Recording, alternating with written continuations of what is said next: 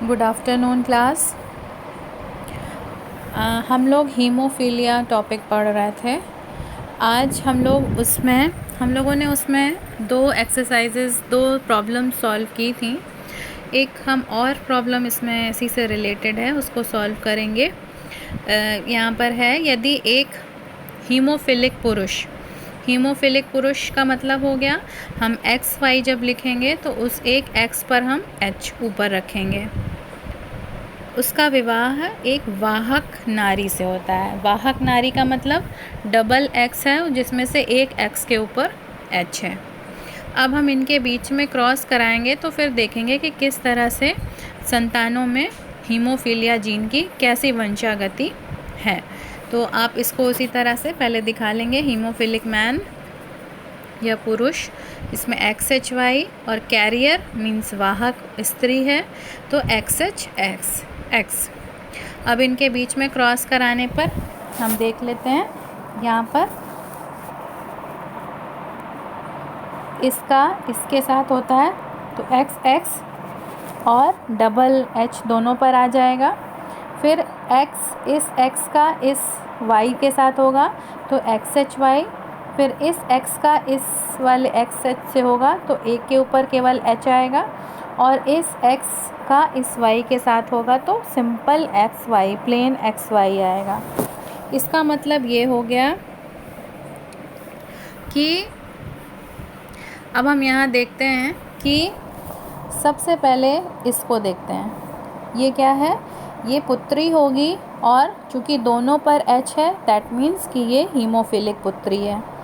फिर इसमें XY है मीन्स ये पुत्र है, और एक X पर H है दैट मीन्स कि ये हीमोफिलिक पुत्र होगा। फिर ये है एक X, दो XX है मीन्स ये पुत्री है, और एक X पर H है दैट मीन्स कि ये वाहक पुत्री है, और ये प्लेन XY है, इसका मतलब कि ये एक स्वस्थ पुत्र है। तो इस तरह से आपको इसके हिसाब से आप नहीं करिएगा। यहाँ पर आप देख लीजिए, आपको इन चार, आपको यहाँ पर दिख रहा है ना कि दो पुत्रियाँ हैं, दो में से एक जो है वो हीमोफिलिक है और एक वाहक है, ठीक है। तो इसका मतलब होगा, अगर पुत्री में सिर्फ डिवाइड करेंगे तो हम बताएंगे कि 25% जो है वो पुत्री जो है वो हीमोफिलिक है। या इसको हम ऐसे भी कह सकते हैं, क्योंकि संतानों का हमें ओवरऑल टोटल संतानों का देखना है, तो एक पुत्री भी हीमोफिलिक है और एक पुत्र भी हीमोफिलिक है। तो इसको हम कैसे दिखाएंगे, 50% संतान जो है मीन्स 4 में से 2 हीमोफिलिक हैं, तो उसको हम कैसे दिखाएंगे, 50%। इसके बाद एक पुत्री वाहक है, तो इसका हम कैसे दिखाएंगे कि 25% जो है वो कैरियर हैं या वाहक हैं, और 25% स्वस्थ हैं, ठीक है, नॉर्मल है जिसको हम कह सकते हैं। अब हम अगले टॉपिक पे आते हैं, डायएंड्रिक सेक्स लिंक्ड कैरेक्टर्स, ठीक है, या इसको हम कहते हैं डायएंड्रिक लिंग संलग्न लक्षण, ठीक है। अब इसमें क्या होता है, इस लक्षण के जीन, अभी तक हमने देखा ना कि जितने भी हमने अभी तक दो रोग पढ़े, कलर ब्लाइंडनेस और हीमोफीलिया, वर्णांधता और हीमोफीलिया। तो इन दोनों में हमने देखा कि जो इस रोग का वाहक जो लक्षण था वो X क्रोमोसोम या X गुणसूत्र पर इसका जीन उपस्थित था। अब यहाँ पर हम जो डायएंड्रिक पढ़ेंगे उसमें इसके लक्षण जो हैं वो Y क्रोमोसोम के नॉन होमोलोगस का मतलब असमजात खंड पर पाए जाते हैं।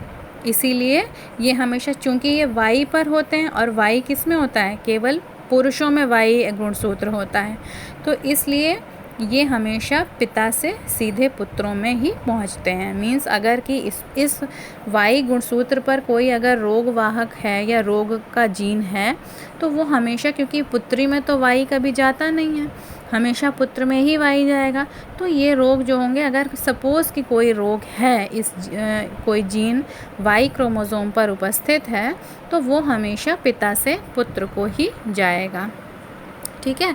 और इसका एग्जाम्पल यहाँ पर आपको दिया है हाइपर ट्राइकोसिस। इसका मतलब होता है हाइपर मीन्स बहुत अधिक, ट्राइकोसिस का मतलब होता है रोम या बाल। तो आपने देखा होगा कर्ण पल्लव है ना, कान का जो बाहरी हिस्सा जो आपको दिखता है वो उसमें देखा होगा बाल है ना। कुछ लोगों में आपने देखा होगा, कुछ लोगों में बहुत ज़्यादा कान के पल्लव पर बाल होते हैं। तो ये जो है आपको स्त्रियों में नहीं देखने को मिलेगा, ये हमेशा आपको पुरुषों में देखने को मिलेगा। तो ये पिता से पुत्र को ही जाता है, ठीक है। नेक्स्ट हमारा है इनकम्प्लीटली सेक्स लिंक्ड कैरेक्टर, या इसको हिंदी में हम कहते हैं अपूर्ण लिंग संलग्न लक्षण। अब इसमें क्या होता है, इस लक्षण के जो जीन हैं वो X और Y दोनों ही क्रोमोसोम के जो होमोलोगस सेगमेंट मीन समजात खंड होते हैं उन पर पाए जाते हैं। इसलिए ये लक्षण जो हैं पुत्र और पुत्रियों दोनों में ही प्रदर्शित होता है। क्यों? क्योंकि X पर भी है और Y पर भी है। और इसके एग्जाम्पल हैं टोटल कलर ब्लाइंडनेस, यही आप याद रखिएगा, पूर्ण वर्णांधता, पूरी तरह से जो वर्णांध होंगे उनमें इस तरह का, ये किसके कारण होगा, इनकम्प्लीटली या अपूर्ण लिंग संलग्न लक्षण के कारण होगा।